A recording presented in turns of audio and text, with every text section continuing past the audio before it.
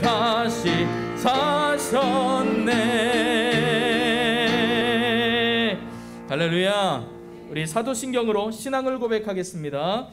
전능하사 천지를 만드신 하나님 아버지를 내가 믿사오며 그 외아들 우리 주 예수 그리스도를 믿사오니 이는 성령으로 잉태하사 동정녀 마리아에게 나시고 본디오 빌라도에게 고난을 받으사 십자가에 못 박혀 죽으시고 장사한 지 사흘 만에 죽은 자 가운데서 다시 살아나시며 하늘에 오르사 전능하신 하나님 우편에 앉아 계시다가 저리로서 산 자와 죽은 자를 심판하러 오시리라. 성령을 믿사오며 거룩한 공회와 성도가 서로 교통하는 것과 죄를 사하여 주시는 것과 몸이 다시 사는 것과 영원히 사는 것을 믿사옵나이다. 아멘. 우리 함께 읽으실 교독문은 133번 우리 부활의 말씀을 함께 교독으로 읽겠습니다. 찬송가 뒤쪽에 있는 교독문 133번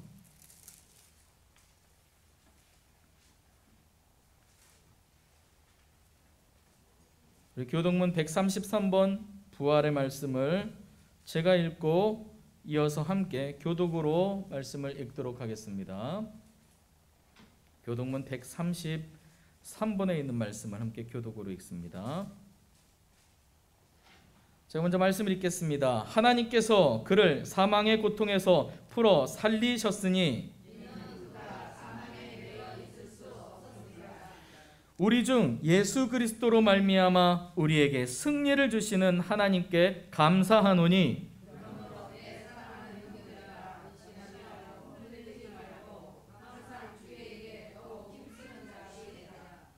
이 말을 할 때에 예수께서 친히 그들 가운데 서서 이르시되 너희에게 평강이 있을지어다 하시니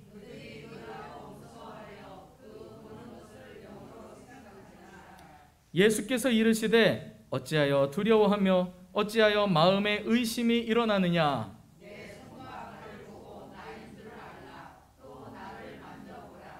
영은 살과 뼈가 없으되 너희 보는 바와 같이 나는 있느니라.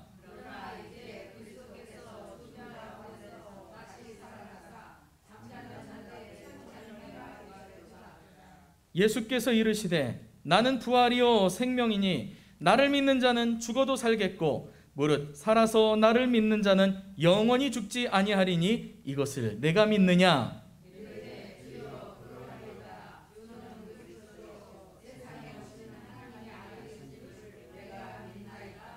아멘. 아멘. 예, 앉으셔서 예배를 3번 더 기도하겠습니다. 살아 역사하시는 아버지 하나님, 오늘 우리에게 부활의 새 생명의 소망으로 예배할 수 있도록 허락하신 은혜를 감사를 드립니다. 우리는 하나님 앞에 죄인이요 주님을 떠난 백성이라 스스로 주님을 바라볼 수도 주님을 구할 수도 주님께 나아갈 수도 없지만은 우리를 먼저 사랑하신 하나님, 우리를 위해 십자가의 대속물로 예수 그리스도를 죽임으로 말미암아 우리를 구원해 주시고 예수 그리스도의 죽음을 이기시고 승리하신 그 부활의 생명으로 말미암아 우리를 두 번째, 세 번째 열매가 되게 하시니 또한 감사를 드립니다. 예수님의 부활이 없으면 우리가 어디서 생명을 찾고 우리가 어디서 소망을 바라볼 수 있겠습니까? 우리의 소망이 되시려고 첫 번째 열매로 부활하신 예수님을 찬송합니다. 오늘 우리가 예배할 때 생명의 예배를 드릴 수 있도록 믿음을 더하여 주시옵소서. 죽어있는 마음으로 예배하지 않게 하여 주시옵소서. 살아있는 마음으로 살아계신 하나님께 예배할 수 있도록 은혜를 베풀어 주시옵소서. 원수마귀는 우리의 예배를 죽은 예배로 만들기 위하여 우리의 마음을 빼앗고 우리의 생각을 빼앗습니다. 그러나 옛사람의 잘못된 구습들을 다 내어버리고 오직 주님 앞으로만 나아갈 때 주님께서 우리를 생명의 길로 인도하여 주시는 줄로 믿습니다. 예수의 보혈로 모든 원수마귀의 악한 계략들은 모두 다 망가지고 부서졌으니 오늘 이 시간 승리를 선포하며 예배할 때 하나님 홀로 영광받아 주시옵소서. 감사합니다. 예수님의 이름으로 기도합니다. 아멘.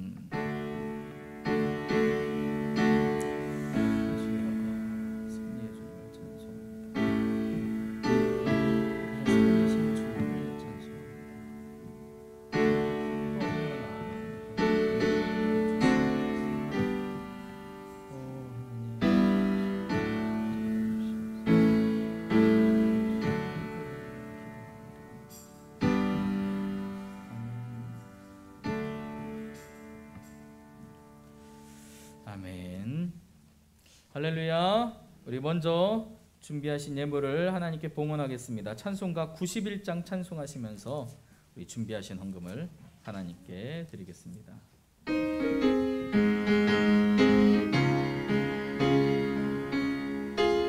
찬송가 91장 찬송하며 헌금합니다. 슬픈 마음 있는 사람 예수 이름 믿으면 영원토록 변함없는 기쁜 마음 얻으. 예수의 이름은 예수의 이름은 세상의 소망이요. 예수의 이름은 천국의 기쁨이. 거룩하신 주 이름, 거룩하신 주의 이름 너의 방패 삼아라. 환난 시험 당할 때에 주께 기도드려라. 아멘. 예수의 이름은 세상의 소망이요. 예수의 이름은 천국의 기쁨일세. 존귀하신 주님, 존귀하신 주의 이름 우리 기쁨 내도다. 주의 품에 안길 때에 기뻐 찬송 부르니.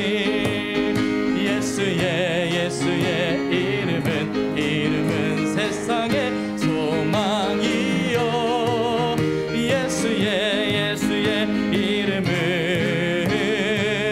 천국의 기쁨이. 우리 갈 길 다간 후에 보좌 앞에 나아가 왕의 왕께 경배하며 멸류관을 드리리. 예수의 이름은 세상의 소망이요. 예수의 이름은 천국의 기쁨일세. 드리신 헌금 위해서 기도하겠습니다. 살아계신 아버지 하나님, 부활의 그 새 소망을 우리에게 허락하신 주님을 찬송합니다. 하나님이 우리의 새로운 소망, 새로운 생명, 새로운 삶이 되셨으니 우리가 사는 삶 또한 역시 새로운 삶으로, 새 믿음으로 주님 앞에 나아갈 수 있도록 은혜를 베풀어 주시옵소서. 이전에는 이 물질이 나의 욕심으로 채워졌다라고 한다면 부활한 주님을 바라보는 우리의 새로운 삶은 이제는 하나님의 영광을 위하여 드려지고 사용되는 하나님 이 물질이 되게 하시니 감사를 드립니다. 주여, 오늘 이 물질을 드림은 주님께서 물질이 필요해 우리에게 물질을 요구하신 것이 아니요, 주님은 그 물질을 받으시며 우리의 삶을 함께 받으시니 주님, 나를 받아 주시옵소서. 우리가 물질 따라가다가 물질의 노예가 돼서 물질로 인하여 망하는 인생 되지 아니할 수 있도록 은혜를 베풀어 주시옵소서. 주님께서 우리에게 주신 모든 물질을 일용할 양식으로 알고 하나님이 우리에게 맡겨주신 모든 달란트로 믿고 하나님이 기뻐하시는 곳에, 그리고 이웃의 복음에 덕이 끼쳐지는 모든 곳에 아름답게 드려지고 베풀고 나눠질 수 있는 삶이 되게 하여 주시옵소서. 우리의 삶은 하나님께 맡긴 바 되니 주님, 믿음으로 물질을 사용하겠습니다. 나의 삶을 주님께서 채워 주시옵소서. 하나님을 알지 못하는 이웃들도 우리의 물질의 사용함을 보고 하나님을 알게 하여 주시고 하나님이 채워주시는 삶을 보며 하나님을 고백되어질 수 있도록 하나님 인도하여 주시옵소서. 오늘 주님 앞에 예배하오니 주님 이 예배를 받아주시고 오늘 함께 나눠지는 부활의 놀라운 복음의 선포를 통하여서 나의 삶에도 부활의 역사가, 부활의 능력이 경험되어질 수 있도록 인도하여 주시옵소서. 감사합니다. 예수님의 이름으로 기도합니다. 아멘. 할렐루야. 아멘. 우리 교회 소식을 먼저 전해드리겠습니다. 예배에 오신 여러분들을 진심으로 환영합니다. 오늘 인사는 이렇게 인사해 볼까요? 예수님 부활하셨습니다 하고 인사해 볼까요? 시작. 우리 앞뒤 옆 좌우 저 먼 곳까지 계신 분들과 서로 인사 나누면서 적어도 한 5분 이상은 눈을 맞추면서 예수님 부활하셨습니다. 시작. 예수님 부활하셨습니다. 아멘. 할렐루야. 이것보다 더 기쁜 인사는 사실 없는 줄로 믿습니다. 예수님 부활하셨습니다.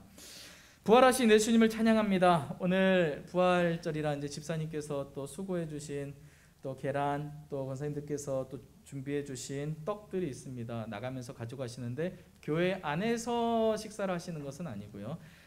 귀가 후 음식을 드시거나 아니면 이웃에게 나눠 주실 수 있기를 부탁을 드리겠습니다.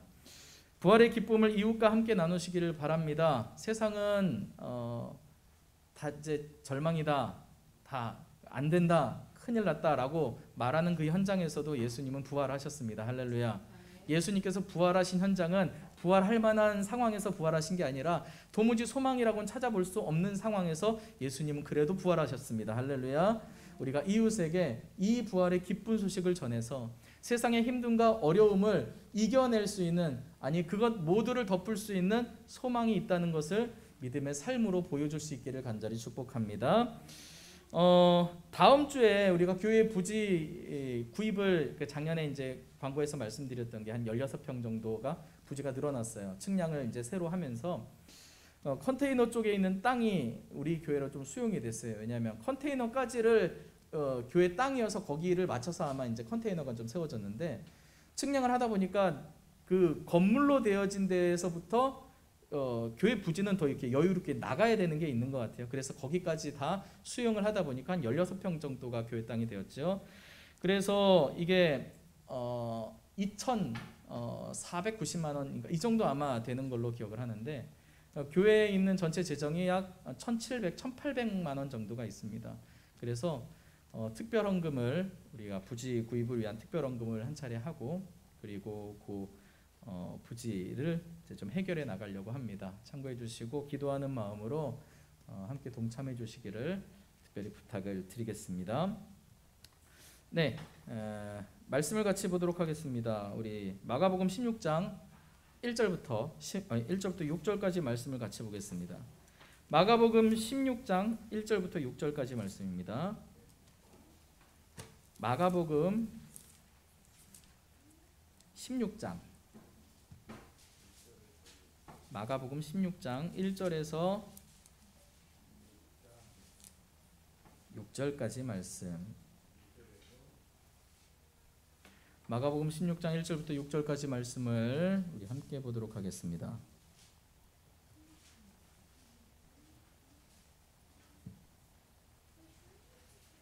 부활에 관한 소식은 복음서에 모두 등장을 합니다.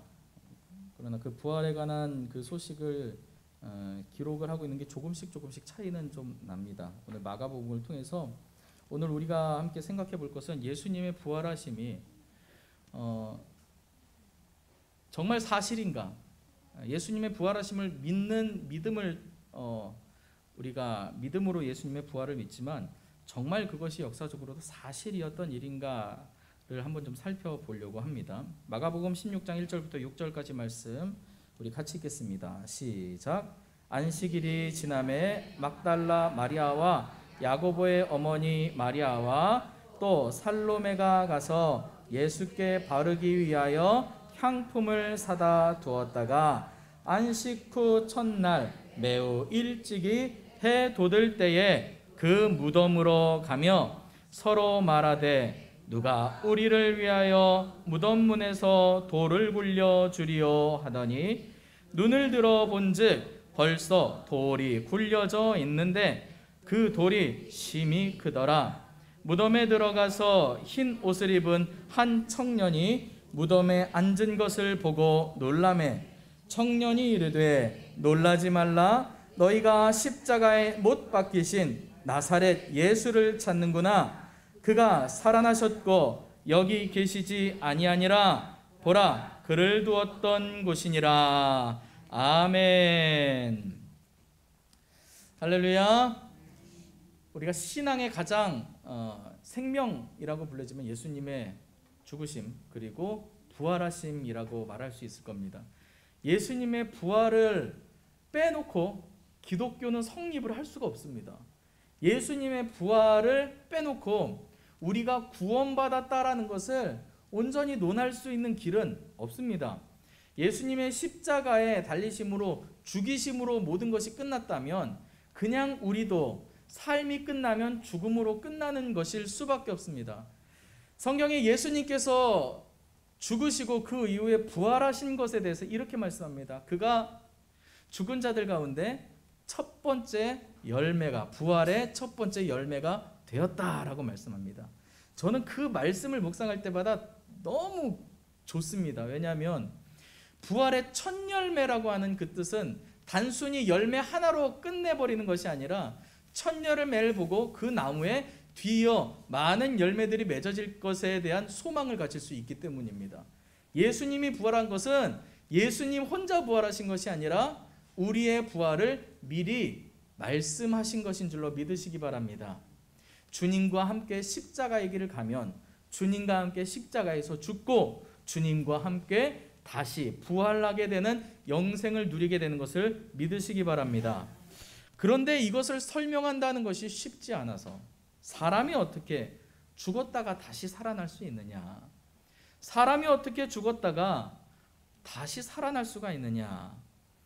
이것 때문에 많은 사람들이 논쟁을 벌이기도 합니다. 역사회로 수많은 철학자들, 수많은 신학자들, 수많은 인류학자들 다 모여서 이 예수 그리스도에 대한 이야기들을 많이 연구를 합니다.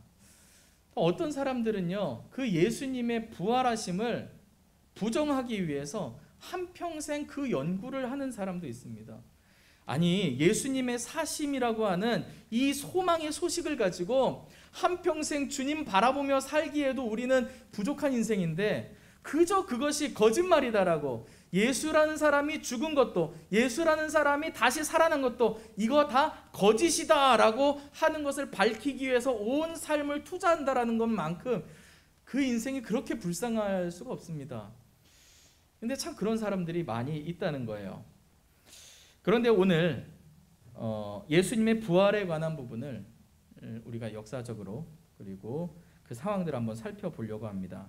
한 유명한 철학자의 말을 시작으로 이야기를 한번 좀 나가려고 합니다. 이 철저한 무신론자, 신은 없다, 하나님은 없다라고 하는 철저한 무신론자에서 생애 말년에 하나님을 고백하는 사람으로 거듭났던 사람, 영국의 유명한 철학자인 앤토니 풀러라고 하는 사람이 이런 말을 했습니다.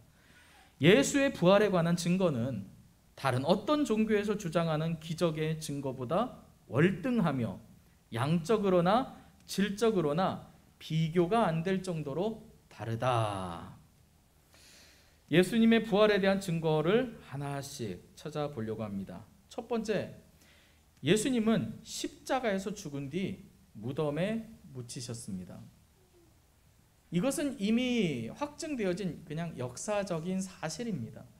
예수라고 하는 사람이 있었다라는 그 사실, 그리고 그 예수라고 하는 사람이 유대교 사회에서, 유대인 내 사회에서 굉장히 큰 반향을 일으켰던 인물이라는 것과, 그리고 로마의 처형법에 따라서 십자가 처형으로 죽었다라고 하는 이 사실은 성경을 믿지 않고 하나님을 믿지 않는 역사학자들도 동일하게 인정하는 역사적 사실 중 하나입니다. 80kg의 형틀을 지고 올라가서 손발에 못이 박히게 됩니다. 이 예수님에 대한 이야기는 로마 제국을 위협하는 인물로서 고발을 당했다라고 기록이 되어집니다. 왜 로마 제국을 위협하는 인물로 기록이 되었습니까? 그 당시에 제사장들이 예수님을 로마의 법대로 사형을 시키고자 하는데 이 유대인의 예수님을 잡은 원래 그 이유는 신성 모독이에요. 하나님의 이름을 모독했다.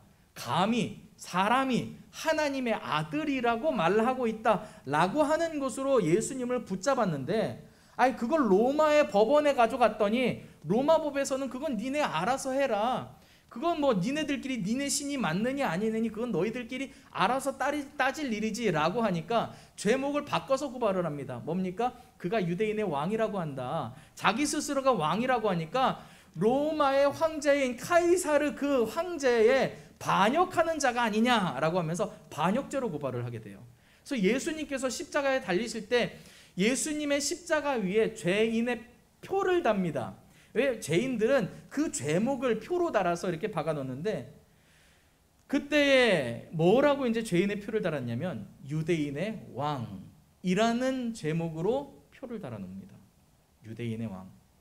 그래서 그 제사장들이 와가지고 거기다가 유대인의 왕이라고 하지 말고 자칭 유대인의 왕이라고 쓰십시오라고 빌라도에게 요청을 했는데, 빌라도가 그런 소리 하지 마. 나는 내가 쓸 거를 제대로 썼어 라고 해서 그냥 유대인의 왕이라고, 헬라어로 써 있고 뭐 히브리어로 써 있고 뭐 로마 그 글로 다 써 있고 이렇게 세 가지 언어로 쓰여졌습니다.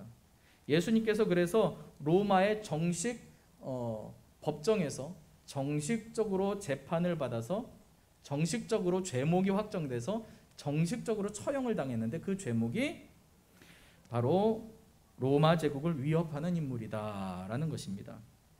빌라도 총독에 의해서 십자가형에서 처해진 후에 예루살렘에 있는 무덤에 묻혔더라라고 하는 것까지 역사학자들이 크게 거부감 없이 받아들이는 역사적 사실입니다. 그래서 예수를 안 믿는 사람도, 성경을 모르고 하나님을 안 믿는 사람도 예수라는 사람이 있었지, 좋은 사람이 있었지, 그 사람이 어쩌다가 십자가에 죽었대, 그리고 무덤에서 들어가서 장사가 됐대, 이 사실까지는 크게 무리 없이 받아들입니다. 이는 마치 당시에 빌라도가 원래 있었고 헤롯이라는 사람도 역사적으로 있었고 로마의 관리들과 그 당시에 유대인의 제사장들이었던 안나스나 가야바라고 하는 인물들이 역사적으로 사실로 존재하는 것처럼, 그들과의 복합적인 관계로 일어난 그 예수님에 관한 사건들 역시 사실이고, 수많은 역사학자들을 통해서 예수님 역시 실제했던 사람이다라고 검증이 끝난 이야기입니다. 이런 질문을 던집니다. 십자가에 달린 게 사실이다. 그런데 십자가에서 죽지 않았던 거 아니냐? 예수님이 죽은 게 아니라 가사 상태, 약간 죽은 것처럼 기력이 다 빠져서 축 늘어졌더니 그걸 보고 죽은 거로 착각한 것 아니었냐라고 이렇게 얘기를 합니다. 그런데 그것도 사실 그럴 수 없는 것 중에 하나가, 당시 처형을 당한 죄수가 도망을 가거나 살아남게 된다면 그것을 담당했던 군인이 대신 죽어야 되는 로마의 그 법률이 있습니다. 일례로 보면은 그 감옥에서 그 바울이 기도를 하다가 착고가 풀려서 그들이 나가려고 할 때 간수가 와가지고 다 도망갔구나 해서 자기 스스로를 자결하려고 하는 장면이 나옵니다. 너의 목숨을 해하지 마라, 우리가 다 여기 있으니 라고 하면서 거기서 등장을 하는데, 왜 그 간수가 자기의 목숨을 자결하라고 하니까 죄인들이 도망갔어요. 죄인들이 도망가면 그걸 지키고 있는 병사가 대신 죽게 됩니다. 예수님이 죽지 않으셨다라고 하는 말은 그것에서 지키고 있는 병사가 자기 목숨을 무릅쓰고 예수님을 살려줬다라는 얘기가 되는데, 그럴 리가 없죠. 예수님이 죽으신 것도 역시 지극히 당연한 역사적 사실이다라는 겁니다. 두 번째 역사적 사실은요, 예수님의 무덤은 빈 무덤으로 발견이 되었다라는 것입니다. 죽은 지 사흘째 새벽에 빈 무덤으로 발견이 됩니다. 동굴 속에 관을 넣고 입구는 돌로 막아놨습니다. 그리고 여인들이 도착했을 때 돌은 굴러져 있었고 예수님을 덮었던 시신의 천만 남고 무덤 안은 텅 비었었습니다. 그래서 그 당시에 유대인들은 그곳을 지키고 있었던 병사들에게 돈주머니를 쥐어주면서 이렇게 얘기합니다. 너희가 제자들이 와서 예수님의 시체를 훔쳐갔다라고 소문을 내라 라고 지시를 합니다. 그래서 사람들이 돌아다니면서 예수님의 제자가 와서 시체를 훔쳐갔다라고 외치고 다니기 시작을 합니다.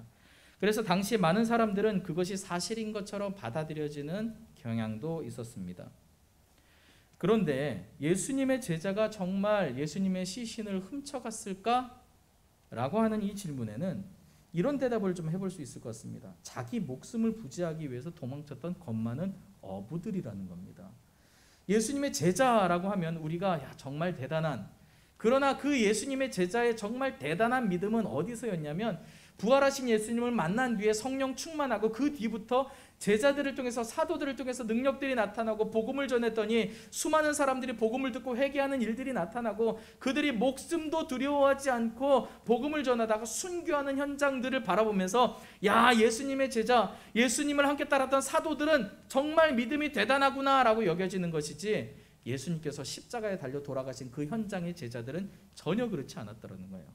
다 겁을 먹고 두려워서 자기 목숨 하나 부지하고자 예수님을 부인하고 다 도망갔던 그 겁 많은 어부들인데, 전문적으로 훈련을 받은 무기를 소지한 로마 군인들을 다 제압해버리고 2톤에 달하는 무거운 무덤 문을 옮겨서 그 시체를 훔쳐가고 그것을 찾으려고 수색하는 수색대들을 다 피해서 도시 어딘가에 예수님의 시신을 숨겨뒀다라고 하는 게 현실적으로 가능하겠느냐라는 말입니다. 예수님의 시신이 없어진 것은 제자들이 훔친 것이 아니라는 것은 그들이 훔칠 만한 상황도 되지 않았다라는 거예요. 제자들이 거짓으로 소문을 퍼뜨렸다. 그래서 성경을 부인하는 사람들은 성경 자체가 거짓말이다라고 이야기를 합니다. 복음서를 보면 사실 그런 건가 싶은 부분들이 나와요. 왜냐하면 똑같은 예수님의 행적을 함께 다니면서 봤던 일들인데, 아니 어디서는 이런 식으로 어디서는 저런 식으로 똑같은 지역을 말하는데 어디서는 지역명을 이런 식으로 어디서는 저런 식으로 얘기를 하고, 이 네 권의 성경의 이야기가 서로 다 제각각인 이야기를 하는 경우가 있어요. 예수님의 그 무덤에 관한 이야기를 할 때도 예수님의 무덤을 찾아간 여인들의 이름들이 복음서마다 이름이 조금씩 달라요. 몇 명이 예수님을 찾으러 갔는지도 다르고요. 어디서는 새벽 일찍 해가 돋아서 간 시간도 있고 새벽 일찍 미명에 간 시간도 있고 예수님을 만나러 간 시간도 다릅니다. 그리고 천사를 만났다고 하는데 그 천사의 숫자도 달라요. 어디서는 한 명, 오늘 본문에서 한 명, 또 다른 성경에서는 두 사람이 있다라고도 얘기하고, 어디서는 무덤 안에 그 천사가 있다 그러고, 또 어디서는 굴려놓은 그 돌 위에 천사가 앉아 있다 그러고, 성경책을 보면은 어쩜 이렇게 서로 다 말이 안 맞는가라고 싶어지기도 합니다. 그런데 사실 이 성경을 보다 보면 이것을 누군가가 예수님에 대한 부활을 거짓으로 날조하기 위해서 입을 맞춰서 성경을 쓰기 시작했다면 절대 이렇게 쓰여질 수가 없습니다. 거짓으로 무언가를 꾸며내기 위해서 사람들은요, 절대 이렇게 허술한 상태로 이야기를 퍼뜨려낼 수가 없다라는 거예요. 누가 봤느냐? 누가 본 사람인지 네가 말하는 게 다르고 네가 말하는 게 다르면 이게 사실로서 판정되기가 참 어렵다라는 거예요. 천사를 봤다라고 하는데 누구는 한 명 봤고 누구는 2명 봤는데 누구는 안에 있었고 누구는 위에 있었고 하면 이게 사실로 설득하기가 쉽겠느냐는 거예요. 누군가가 거짓으로 예수님의 그 시신을 훔쳐갔다라는 것을 거짓으로 꾸며내려고 한다면 이것보다는 훨씬 괜찮게 그럴싸하게 이야기를 만들어야 될 거예요. 또 하나, 예수님의 부활을 처음으로 발견하고 증언한 사람들이 모든 복음서에 동일하게 나오는 게 여자들이라고 얘기를 합니다. 사실 예수님의 시신을 누군가가 훔쳐갔다라고 하는 이 사실을 덮으려고 아니다, 사실은 이렇게 된 거다라고 공식력 있게 전하려면 여자들의 입을 절대로 빌어서는 안 됩니다. 왜냐하면 그 시대에는 여자들의 발언은요, 법적인 권위를 전혀 갖지 못하던 시대였어요. 여자들이 무슨 말을 하더라도, 옳은 말을 하더라도 여자들이 한 말이니까 나는 그 말을 인정할 수 없다라고 귀를 뜯어막고 여자들의 말을 인정하지 않으려고 기를 쓰고 있던 시대가 이 시대인데, 예수님의 부활하신 사건을 처음으로 선포하는 사람으로 여자들이 등장한다? 누가 꾸며내도 이런 식으로 꾸며내겠습니까?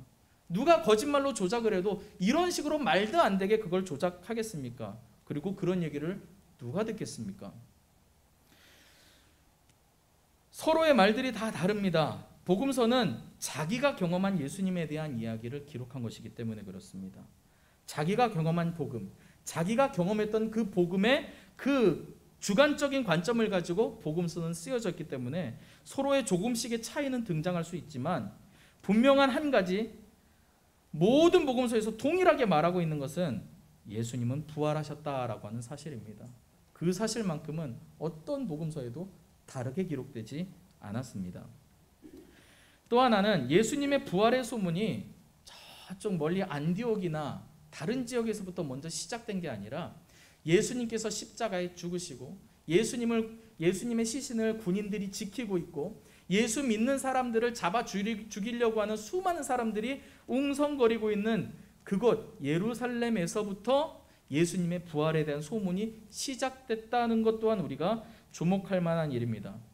저쪽 어딘가 전혀 위협이 없는 곳에서 그래도 여기서는 가짜로 꾸며내도 별 탈 없겠지라고 하는 데서 시작된 게 아니라 예수님의 옛자만 꺼내놔도 베드로가 도망갔던 그 현장이 어떤 현장이었어요? 저도 예수와 함께 있던 자였다. 저도 그 무리 중 하나였다. 억양을 들어보니까 갈릴리 사람이었다. 겨우 이것만 하나만 가지고도 목숨의 위협을 받는 그 현장에서 예수님이 살아나셨다라는 그 소문을 퍼뜨린다는 것은 말도 안 되는 일입니다.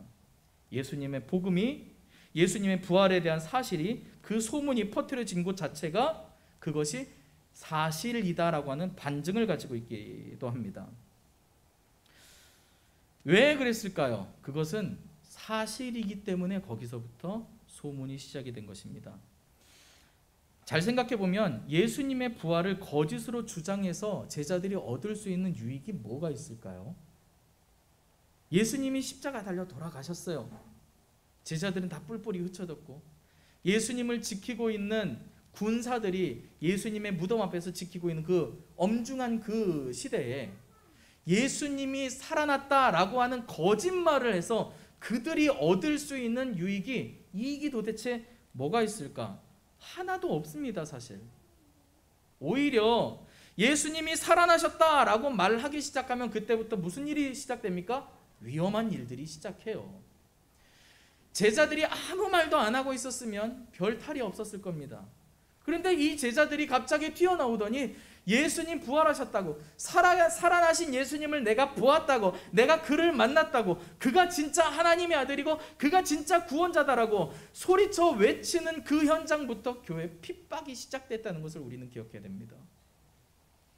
예수님이 부활하셨다라는 것을 이야기하는 순간부터 얻어지는 유익은 사실 하나도 없고요, 온갖 어려움밖에 얻을 수 있는 건 없다라는 겁니다. 그들이 왜 거짓말로 그런 일들을 꾸미고 내겠는가?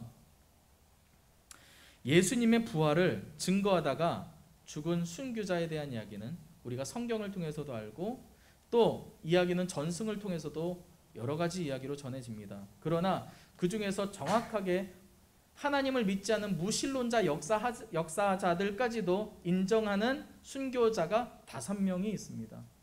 물론 우리는 반모섬에서 유배됐다가 일생을 이제 마무리한 그 사도 요한을 제외하고 모든 제자들은 순교했다라는 기록을 우리가 받아들이고 있지만 모든 제자는 다 아닐지라도 적어도 하나님을 모르는 학자들까지도 인정하는 순교자 5명은 존재를 한다는 거예요. 그런데 잘 생각해 보면 내가 어떤 사실이 아닌 분명한 거짓말이다라는 것을 위해서 자기 목숨까지 버릴 사람이 있나는 겁니다. 사람은요, 자기가 이것이 사실이 아니다라고 하는 것에 자기 목숨을 걸지 않습니다. 목숨을 걸려면 뭔가 유익이 있든지 이익이 돌아오든지 아니면 내 목숨을 바칠 만큼 그게 진짜 사실이든지 둘 중에 하나가 아니면 사람은 자기 목숨을 그렇게 내던지지 않아요. 둘 중에 하나입니다. 제자들에게 진짜 엄청난 대가가 온 거예요. 그런데 제자들은 예수님을 따라가다가 결국은 다 순교하고 처형당했으니 무슨 유익이 있습니까? 유익은 하나도 얻은 게 없어요. 그렇다면 남은 결론은 뭐예요? 그 제자들은 그 모든 사실을 사실로 실제로 경험했던 사람들이다라는 것입니다. 세 번째, 부활한 예수님을 만났다고 주장하는 사람들이 또한 증거입니다. 죽음과 부활, 승천까지의 약 40일 동안 기간 동안에 예수를 만난 사람들이 등장을 합니다. 근데 만약 한 두세 명이서 돌아다니면서 예수님이 부활하셔서 내가 그 부활하신 예수님을 만났어 라고 한다면 유대인 사회 또한 로마 사회에서 그 사람들이 미친 사람 취급을 받았을 겁니다. 뭐 죽은 사람을 가지고 살아났다라고. 그런데요, 성경에서 예수님을 만났던 사람들의 숫자를 헤아려 보면 514명 정도가 됩니다. 500명이 넘는 숫자예요. 아니, 한두 사람이 예수님 부활하셨다라는 소리를 외치고 다녀서 저 이상한 사람하고 손가락질 하려고 보니까 여기서도 등장하고 저기서도 등장하고 수십 명, 수백 명이 다 같이 예수님 부활하셨다라고 하는 소리를 떠들고 있는 이 상황이 말도 안 되는 것이에요. 500여 명의 사람들이 부활을 증거하다. 환상을 본 것 아니냐? 아니면 허상을 본 것 아니냐? 그런데요, 도마 같은 경우는 예수님의 몸을 만지고 예수님의 상처에 손가락을 대어보기도 했습니다. 일반적으로 환상이라고 하는 것은, 허상이라고 하는 것은 그 정도까지로 일어나지 않고 그 정도까지로 일어나는 환상이나 허상을 수십 명, 수백 명이 동시에 경험하는 일도 사실은 현실적이지 않은 일입니다. 그리고 또 하나가 교회가 출현했다라는 것입니다. 교회는 예수님의 죽으심 뒤에 출현했습니다. 예수님이 살아계신 동안에 예수님이라고 하는 엄청난 추종자를 엄청난 그 대상을 가지고 그를 힘입어서 교회가 생겨난 게 아니라 예수님이 죽으신 다음에 그 다음에 교회가 생겨났다라는 거예요. 교회가 출현한 것은 불과 20-30년만 안에 폭발적으로 교회가 부흥을 하기 시작합니다. 로마를 비롯한 광범위한 지역에서 수많은 사람들이 예수님을 하나님의 아들로 믿게 되었다라는 것입니다. 이 시기는요, 기독교의 박해가 가장 극심하던 시기였습니다. 아니, 진짜로 살아나지도 않은 사람인데 거짓으로 그 사람이 살아났다는 것을 꾸며내기 위해서 수많은 사람들이, 수백 명의 사람들이 모여서 교회를 이루고 그 교회가 다시 폭발적으로 부흥해서 수천 명, 수만 명이 되기까지 아무런 방해가 없던 것이 아니라 박해하고 핍박을 하고 죽이기도 하고 하는데도 불구하고 그 복음이 그렇게 성장해 나갔다라는 것이 역사적인 사실입니다. 이 모든 것들이 신화가 아닐까, 마치 우리나라에서 있는 것처럼 단군 신화처럼, 아니면 고려 때 주몽의 그 알에서 태어났다라는 어떤 신화처럼 그냥 신화 중 하나가 아닐까라고 생각하는 경우도 있습니다. 그런데 하나의 역사적인 어떤 사건이 이 전설이나 신화로 남기에는 이 두 세대라고 하는 80년이라고 하는 이 시기는 너무나 짧은 시간입니다. 잘 생각해 보면은 우리나라도 역사적으로 많은 근대화를 이루면서 유명한 사람들이 많이 등장을 했지만, 아니 당장 그 북한의 그 김일성 장군이라고 불려지던 그 시대에 축지법을 하고 솔방울로 수류탄을 만들어서 던진다라는 이 신화 같은 이야기가 있지만 신화로 정립이 절대 될 수 없습니다. 왜요? 그게 가장 최근에 일어났던 일이기 때문에 그래요. 누구나 그 사건들을 객관적으로 바라볼 수 있는 그 시대, 그 짧은 시간 안에는 그게 신화로서 정립이 될 수 없다는 거예요. 모르겠어요. 북한이라는 나라가 이대로 1000년, 2000년 계속 유지가 된다면 한 2000년쯤 뒤에는 북한 사람들이 우리나라에 처음 있었던 김일성 장군이라는 분이 계셨는데 그분은 솔방울 가지고 수류탄을 만들었다더라라고 하는 신화가 실제로 존재할지는 모르겠어요. 그런데 불과 몇십 년 안에 되는 이 짧은 기간 안에선 그런 신화가 만들어질 수 있는 역사적 기반이 될 수가 없다라는 거예요. 부활의 전파는 약 30년에서 60년 사이에 이루어지고요. 바울의 가르침은 약 18년에서 35년 사이에 그 가르침이 완성이 됩니다. 다시 말해서 비교적 최근의 사건이 실제로 기록되어진 것이 예수님의 부활에 대한 사건이라는 거예요.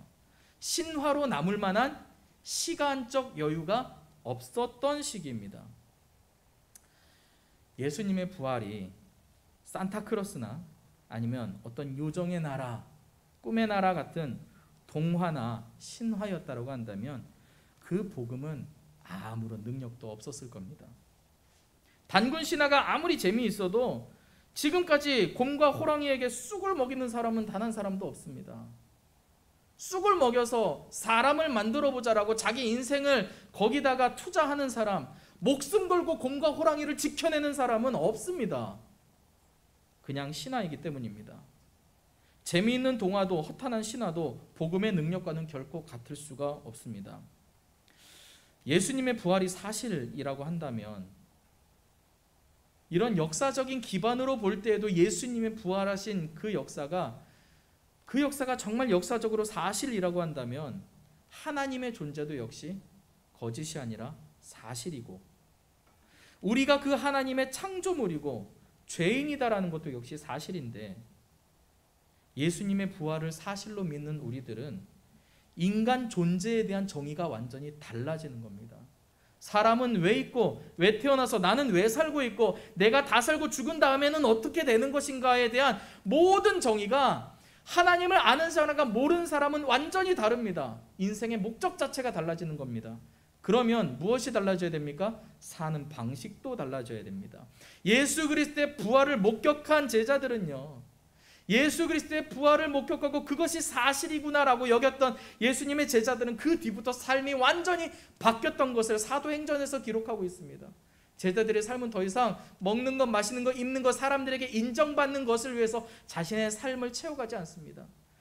원래부터 그랬던 사람들을 제자로 뽑았나요? 아니요. 예수님의 제자들은 예수님을 따라다니던 그 시기에도 누가 더 높은 곳에 오를까? 누가 더 예수님의 오른편에, 누가 왼편에 있을까? 누가 더 인정받는 사람이 될까? 이거 가지고 심지어는 그들의 부모까지 대동해서 다툼하던 사람들이 예수님의 제자들이었다라는 거예요.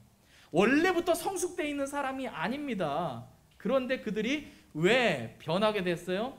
부활하신 예수님을 만나고 예수님이 부활하신 사건을 보니까 예수님은 정말 하나님의 아들이신 거고, 예수님은 정말 우리를 위해서 이 땅에 오신 구원자 메시아인 것이 분명하고, 그냥 개념적으로만 있었던 하나님이란 분이 실제로 존재하는 하나님이었고, 내가 사는 이 삶이 하나님이 나에게 허락하신 생명이라는 것이 믿어지기 시작하니까 먹고 마시는 것이 더 이상 중요한 것이 아니더라는 겁니다. 사람들에게 인정받는 것이 더 이상 중요한 문제가 아니더라는 겁니다.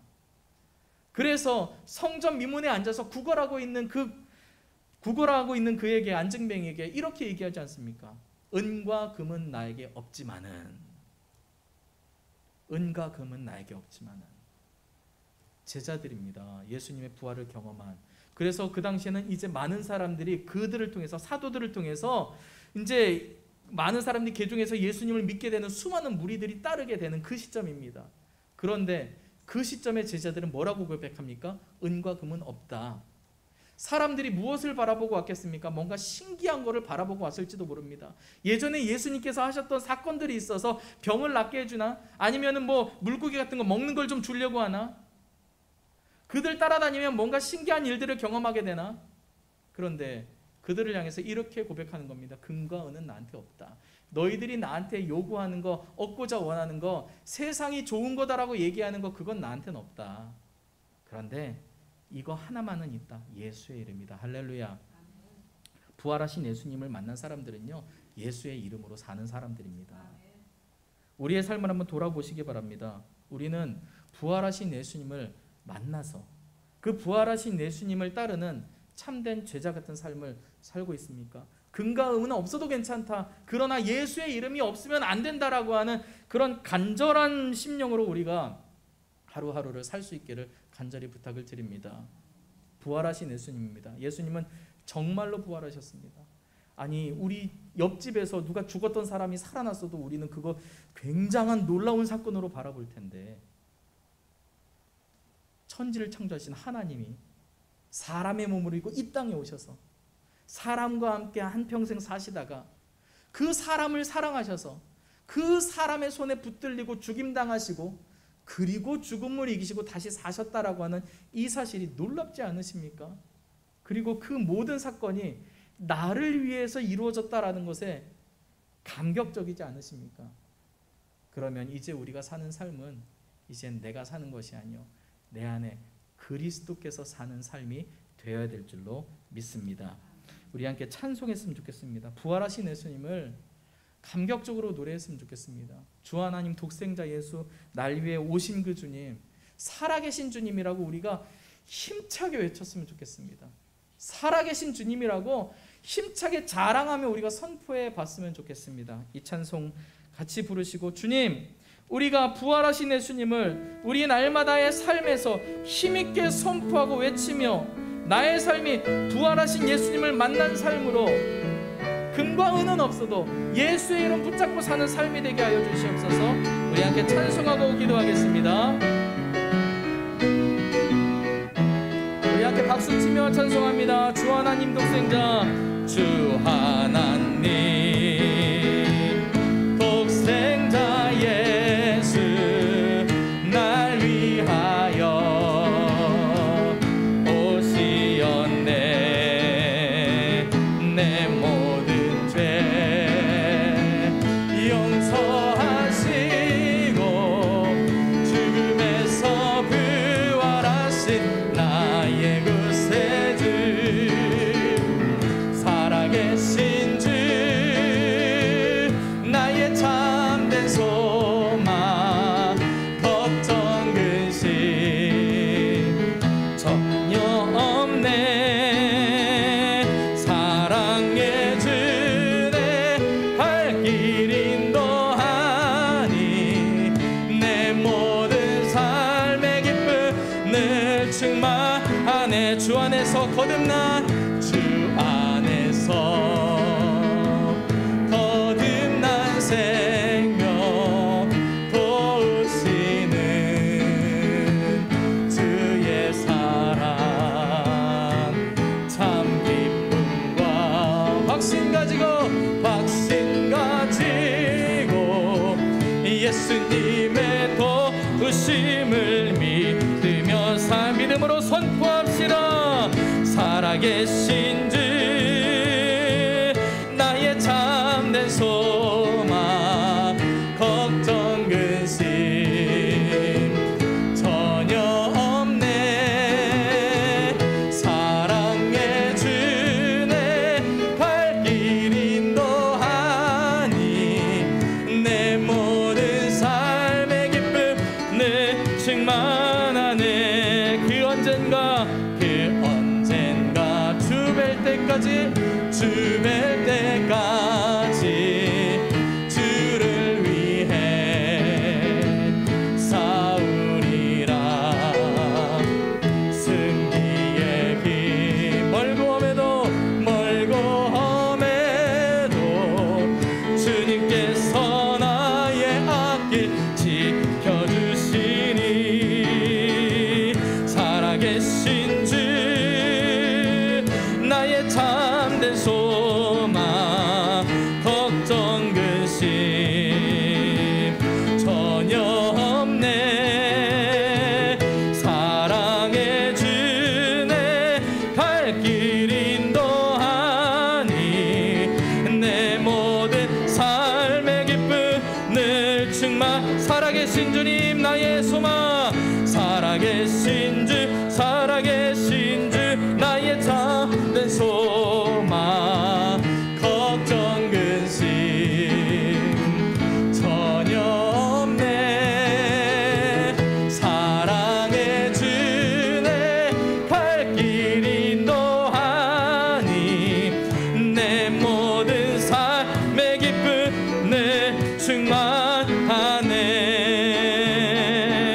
우리 시간 기도할 때 살아계신 주님, 부활하신 예수님을 만나는 그 하나님 그 믿음, 예수님 살아계시다라고 하는 그 믿음이 우리 가운데 확고하게 세워져서 그 믿음 변치 않게 해달라고, 또한 부활하신 예수님을 만난 사람이 어떻게 사는지, 예수님의 부활을 목격한 사람들이 어떻게 살았는지 성경에서는 말씀하고 있는데 나도 그렇게 살게 하여 주시옵소서. 믿음을 달라고 우리 주여 한번 부르짖고 함께 기도하겠습니다. 주여, 살아 역사하시는 아버지 하나님 감사합니다. 오늘 우리에게 부활을 허락하신 주님, 부활의 새 소망을 허락하신 주님, 아버지 하나님, 예수님의 부활이 정말 사실이라면 주님, 우리의 삶은 완전히 변화될 것이고, 예수님의 부활이 사실이라면 우리의 신앙은 결코 이런 모습이 아니어야 됩니다.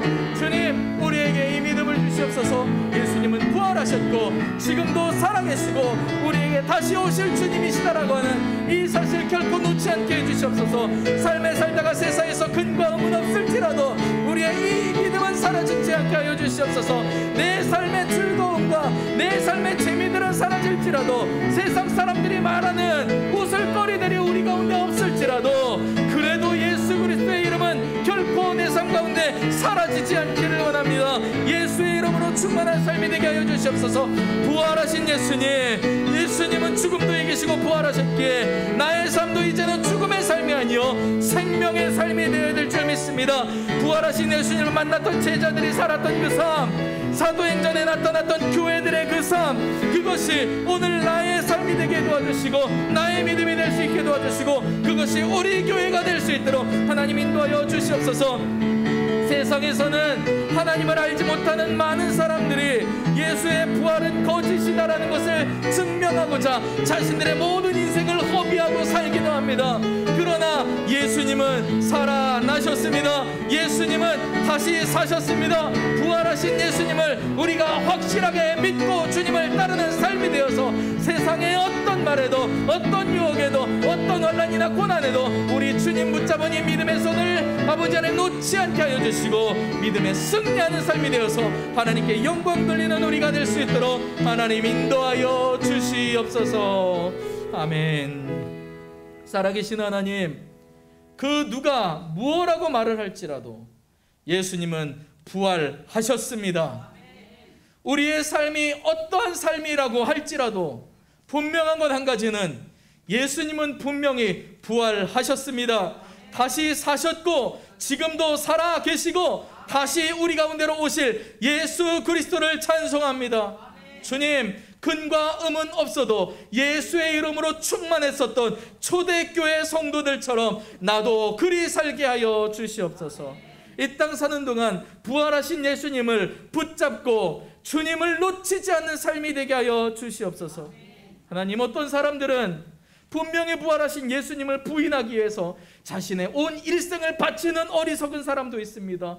어리석은 사람도 그 어리석은 것을 위해서 자신의 삶을 내어 바치고 최선을 다하는데, 부활하신 예수님을 믿는다는 우리가 우리의 삶을 들여서 예수님의 부활의 영광을 증거하지 않는다면 우리가 부활하신 예수님을 만났다라고 할 수 없으니, 부활하신 예수님을 만났던 제자들이 살았던 것처럼 사도행전에 나타났던 부활하신 예수님을 만났던 교회가 어떻게 이루어졌는지를 말씀하신 것처럼 우리도 그렇게 살고 이 교회도 그런 교회가 되게 하여 주시옵소서. 지금은 우리를 위하여 십자가에 달려 돌아가시고 죽음을 이기시고 다시 사신 예수 그리스도의 은혜와 아버지 하나님의 크신 사랑하심과 성령님의 감화 감동 교통하심의 역사가 오늘 부활하신 예수님을 붙잡고 나의 삶에도 세상에서 무엇라고 말할지라도 난 부활하신 예수님으로 인하여서 소망을 붙잡겠다라고 선포하는 사랑하는 모든 성도들의 머리 위에, 그들의 가정과 삶과 자녀들 하는 모든 사업 위에까지도 이제로부터 영원토록 함께 계시기를 간절히 축원하옵나이다. 아멘. 아멘. 살아계신 아버지, 부활하신 주님을 찬송합니다. 부활하신 주님을 찬송합니다. 오, 살아계신 아버지 하나님 역사하여 주시옵소서. 살아계신 아버지 하나님 역사하여 주시옵소서. 은혜를 베풀으시고 인도하여 주시옵소서. 부활의 주님을 찬송합니다. 예수님의 이름으로 기도합니다. 아멘. 아멘. 감사합니다. 아멘. 네.